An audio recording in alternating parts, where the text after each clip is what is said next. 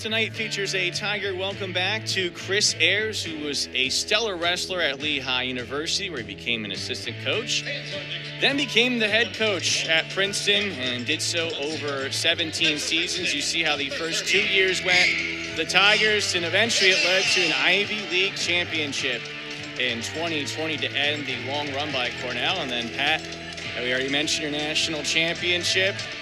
Chris Ayres, a few months later, would be named head coach at Stanford University, and you see what he did for this Princeton wrestling program, a Tiger turnaround, and now where the standard's at, Joe Dubuque, taking right where things have been left off with Chris Ayres, doing an excellent job with this Tiger program. I'd be remiss if I didn't give all the coaches that I had when I was at Princeton their credit, both Coach Ayres and Coach Gray, and we're going to work already on top of it. I'm gonna keep talking about them because I appreciate them so much and what they did for me. I feel like all three coaches really kind of fed into each other really well, and that's why you had so many guys wanting to go wrestle for them and produce for them, because they just had kind of all things clicking the right way. It's so cool to see them, in this new era. And obviously Coach Dubuque doing so well and kind of bringing his own crew in. And, they're doing really well when it counts. This young team has really stepped up to the plate in the last few weeks. And this is a really huge opportunity for them to show what they got against a top-ranked team. And you see Eligh Rivera, he's ranked nationally for Princeton at 141, got a takedown, and then Aden Valencia, it's just his fifth collegiate match, gets an escape, but a top 10 recruit from the class of 2024, eighth nationally according to the Flow Big Board. He has world championship experience, both freestyle and Greco-Roman, and he's also had a bit of already important matches out of the first four, a ranked victory against Iowa State, and then 2 at Cliff Keene, as well as a loss to a ranked opponent from Iowa. Yeah, and a nice quick takedown off the bat from Eligh Rivera, and that's you got to score quick and you got to score often, and I like that. Coming off the bat, off the first whistle, trying to get to some attacks and score quick. Nice escape from Valencia there, though. Get back on the feet. Rivera, the sophomore for Princeton, 14-5 this season. And you see 31st in the Intermat rankings. He also, just today, has been ranked 24th in RPI in the newest NCAA released rankings. And he's in a tough battle here against Aden Valencia. A scramble continues. Princeton asking for 3, but Valencia still has it locked in a bit up high against Eligh Rivera. Yeah, Valencia doing a good job keeping that left leg out of that hook, but he finally hooked that bottom leg, but he found a way to get that foot free. That was a really good job by Valencia to get back to square, getting his hip square. Finally Eligh now. Almost had that takedown there. Finally now a stalemate, but what a scramble. Rivera, he just has this ability to him when it's a bigger match and the crowd's more involved and it's a tight score, he finds a way to elevate his game and do so with ice in his veins. First period through so far, the one takedown, the difference. Leading 3-1 against Aden Valencia. Yeah, you just talked about that, right? Like, coming into these matches, these big-time matches, and knowing you can beat anybody is just the mentality you want to have, not worrying too much about how the week went with practice and getting your weight down and all those things that you can't control, and just focusing on going out there and competing at your best level. It's guys like Eligh Rivera that do that at the highest level, and it's so fun to watch. And again, hugely formidable opponent, right? One of the top recruits coming in, out of high school in the country, and, they're battling back and forth right now. You saw the dual record for Rivera, who begins on top in period number 2. He's 8-2, but he's trying to bounce back after a loss to Cornell. Saw an 8-match win streak snapped by decision. As an escape for Valencia, makes it 3-2. when we talk about these important points in the match, they're usually at this point in the second period, right? It's almost every tight match, it's decided in these moments, whether someone can get a score or a good defense. As you see, a nice shot by Valencia there. Rivera initially having to defend. It's turned more into a scramble as Valencia doesn't quite have the power to drive through. Rivera still has to battle here, but Valencia getting closer to grabbing 3 of his own. Look at the strength of Rivera, though, to work through it. That's a nice scramble. He's keeping that hip on the right side. Now you see Valencia get back to that opposite side. That was really, really well done by him. If Eligh can get to this scramble. Unable to, and they're going to call it 3. I feel like they might challenge this. I think they're going to. I don't know if that's going to be 3 points, to be completely honest with you. That was, in my opinion, never control of the hips. I wonder if this is going to be overturned, but good scramble. That was a really good job by Valencia to get his hips back on the opposite side. We will have the opportunity to see what the referees tonight see. And obviously a huge call coming up here, because it either will stay with the lead to Rivera or Valencia grabbing the lead. As, again, this is what the officials are seeing right now. And, Pat, do you see control? Not at this point, but I think that angle is going to be what we're going to be able to see it from, because if he gets his hips around and hooks that foot, maybe, but you see Eli's still around that leg, you don't ever see him cover the hips, which is what I'm looking for.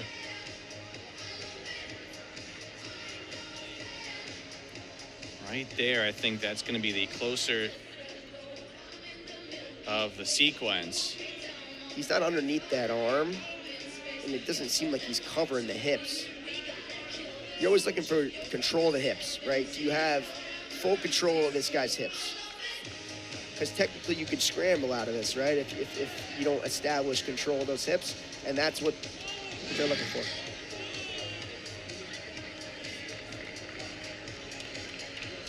And perhaps one more look here. Thought that might have been enough to suffice, and then headset back on, so perhaps just another look here.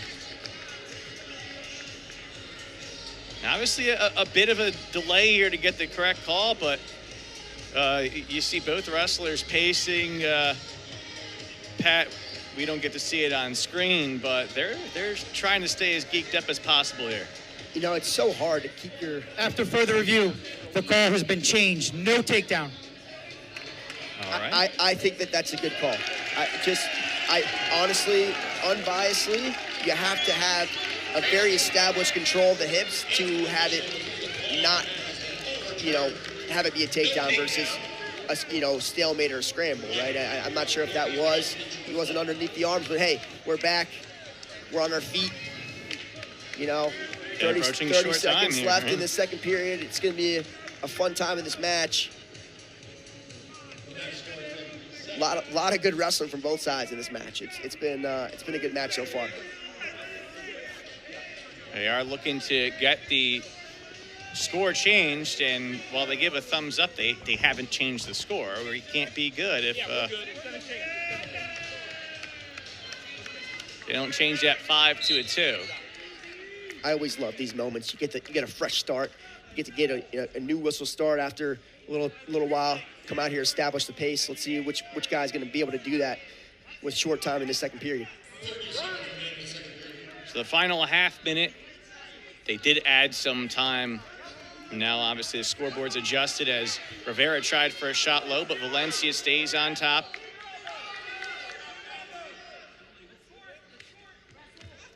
Valencia tries for a rip, and then Rivera right with it. Out of bounds.